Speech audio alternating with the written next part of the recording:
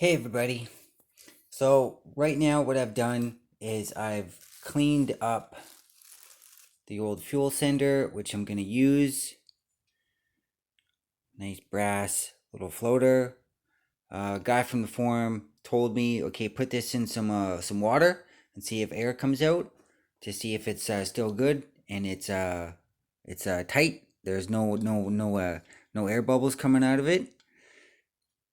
Don't know if you can see that, but there's some numbers there, 3156207, and then over here there's a really small little stamp. You can see it right there just above my pinky, and I don't think you're going to be able to see it with the camera, but it's a circle, and in the middle of the circle is two letters. It's KS, and then right there's a number 8, and yeah, so I'm gonna use this one. I'm gonna put it back in there. Um, you all know why. I already talked about that. Um, some of the gasket paper I'm gonna use. It's 1/16 resistant to oil and gas and all that crap. And I cleaned up. I cleaned up the flange to get ready for the Permatex. So I got it all nice and cleaned up, sanded it down, wiped it down. Pretty clean. Yeah, I was thinking of drilling new holes and then just tapping the new holes so that I could have like something to, or I would have something reliable to use to fasten down the fuel sender, because I tried running a tap from my tap and die set, a whole bunch of different kinds of ones through these original holes, and I tried to chase the threads, but the tap wouldn't grab onto the threads, and I think it may be because it's old and rusty, and also a lot of that is just filled with a lot of the threads of those holes are rusted. They're unhealthy. They're unfit to be used as a fastener surface. Um, and so filled with epoxy from the previous owner filling all these holes. And so I've tried 1, 2, 3, 4 different types of screws, 2 different types of bolts. I couldn't get the tap to go in, and I kind of thought that maybe those threads were not bolt threads but screw threads, and so I tried 2 different types of three different types of screws, and none of them would really worked out.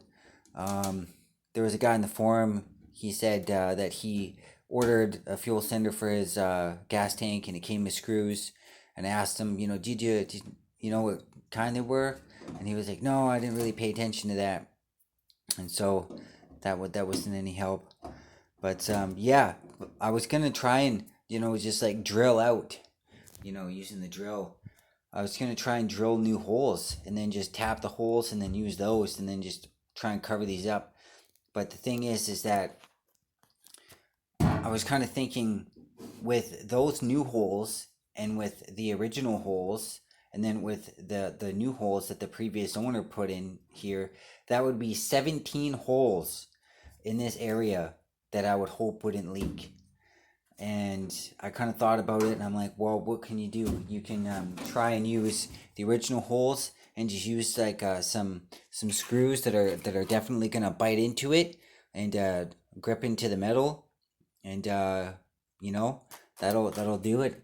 But it's gonna be messy. It's gonna be damaging to the metal, and it's probably not really gonna be like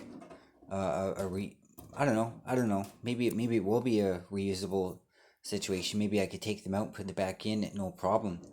But I don't know. I don't really have a lot of experience with this kind of thing, so I'm not sure. But yeah. So what I'm gonna do is everything I just said, and I'm gonna use the Permatex gasket for fuel resistant. It's not fuel proof, but it's fuel resistant, right? So I'm gonna use that. This is the gasket that I'm going to use. I don't know if this is not ideal.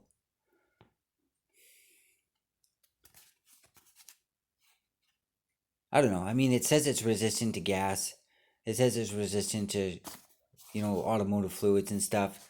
It says it's resistant to gas. So it should be okay. But if it isn't, I'll just have to try again with different stuff or whatever.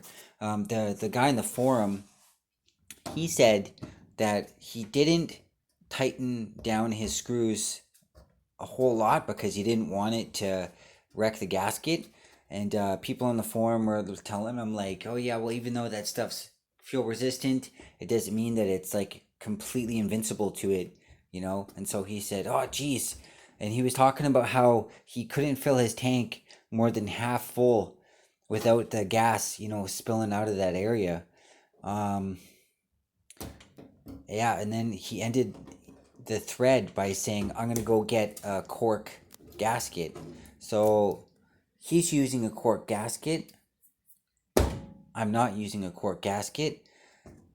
His flange apparently doesn't look like that as far as I could tell. We don't really talk that much, me and that guy. We don't really have like a good correspondence going. We're not like familiar with each other and haven't sent each other like a ton of messages, right? So I don't really know him that well. But yeah. Yeah, so yeah, so I really want to try and do this today, make an attempt on it, and just get this thing with the progress. I want to make some progress on it and put it back underneath the Rambler. It's kind of tough. It's kind of tough sometimes when you got these old cars, and things are not healthy, and then they're also pieces of shit. From like other things happening. And one thing I'm kind of worried about is that there's like I clean this up real good, like it looks real nice and it's like nice and clean and nice and smooth and all that stuff, right? Even all around here, right? But there's the elevation changes right here where the self-tapping screws from the previous owner, it pulled up the metal, it like ripped it up, and I tried to file it down as best I could, with a little file, but the file can't get past, this part. It's only good right here with this indentation. So, yeah. Yeah, I'm worried that that's gonna like cause a problem for the seal. We'll see. I hope it won't. I hope it won't. Yeah. I think that's it for today's video. All right. Okay. 1958 AMC Rambler Super, part 90. Woohoo! All right. Thanks a lot, everybody. Bye bye.